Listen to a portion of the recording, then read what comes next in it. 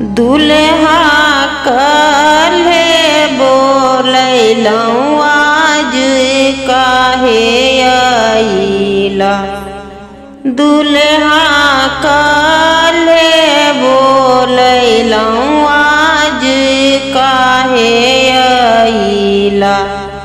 गल से दिया के समय बीता के आइला।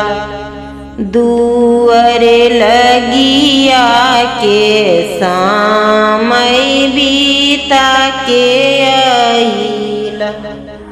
सासु घर ही में मामी गर्भवती छलै। सासु घर ही में मामी गर्भवती छलै।